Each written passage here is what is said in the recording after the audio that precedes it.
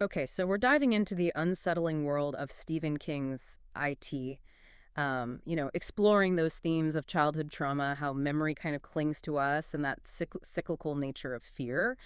And given what you look for in these deep dives, that sharp analysis, and getting to the core of it all quickly, we're gonna unearth how King builds this world and what it tells us. Well, what's really interesting here is King doesn't just deliver chills, right? He Yeah. digs into the psychology of fear, how it like festers in those shadowy corners of our past and how that shapes us as people. And he picks like the perfect unsettling backdrop, Derry, Maine. It's more than a setting, though. It's practically another character, wouldn't you say? Absolutely. Derry's history, it bleeds into everything. The disappearances, the tragedies, it's this repeating haunting melody, right? And that cyclical darkness is not random. It suggests this deeper evil that's just woven into the town's fabric. Yeah, yeah. It's like the town itself has this heartbeat, but instead of life, it's like pulsing with dread. And into this really unsettling place, King introduces, well, IT. And IT is not your average monster in the closet. No, no, not at all. E.T. is ancient, primal. It doesn't feed on like flesh and blood the way you'd expect. IT feeds on fear itself. And what makes IT so terrifying is that it zeroes in on what we're most vulnerable about, those childhood feels we all have, and then it just exploits them. And it's given this like truly iconic form, Pennywise the dancing clown, which is brilliant because I mean clowns, they're supposed to be joyful, Right. right? Laughter, all that. But there's this underlying uneasiness they bring up even in broad daylight. Oh, absolutely. King, he Ah. takes that inherent creepiness and just he turns the volume way up. Pennywise becomes the embodiment of every childhood nightmare. It's such a smart choice because it taps into these anxieties we all share. And the impact it has on these kids, the Losers Club, it's profound. They aren't just afraid, they're scarred. Their whole childhoods are marked by this trauma. And that right there becomes the heart of the story, doesn't it? It's the thing that links them together. It's the shared experience that shapes their lives, even when they're trying to outrun it. And right at the center of this whole terrifying thing is this group of kids, the Losers Club. And they aren't like your typical heroes, right? They're outcasts, each one dealing with their own stuff, their own demons, which is what makes them vulnerable to IT, to the kind of evil IT represents.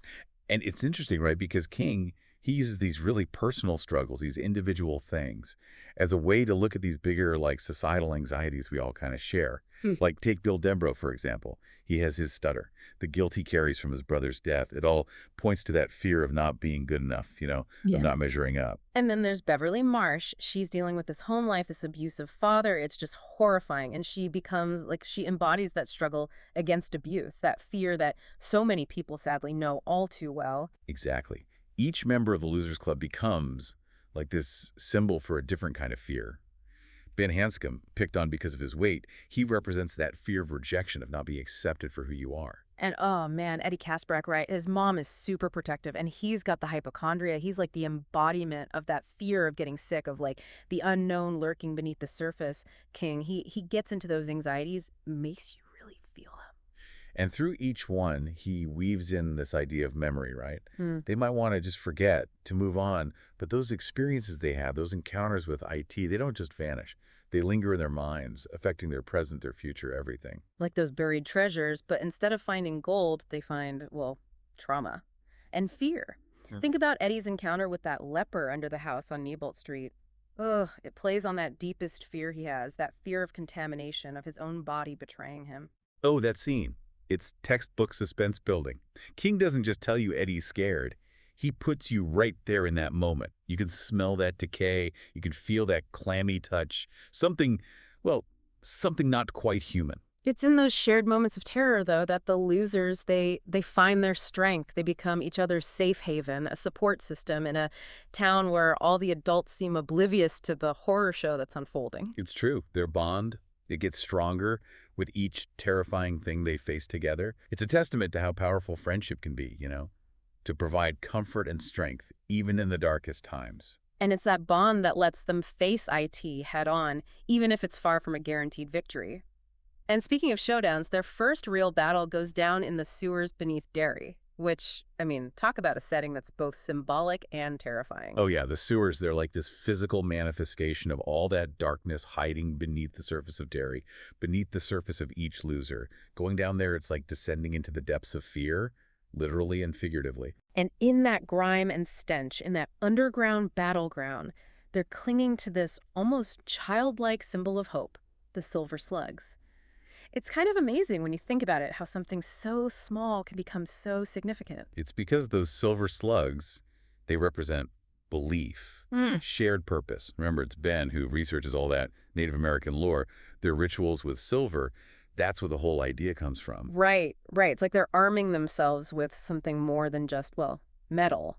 It's history. It's that belief that they can actually fight back against this ancient evil. And that belief, that tiny flicker of hope in the face of all that dread, that's a big takeaway for us, isn't it? Even when we face our own personal ayats, our deepest fears, sometimes the strongest weapon we have is that belief in ourselves and in the people around us. And their first victory against IT at the end of that summer, it really proves how powerful that can be.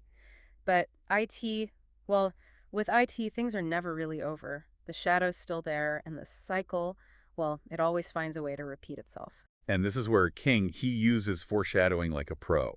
He plants these little seeds of doubt, hinting that this isn't a clean win.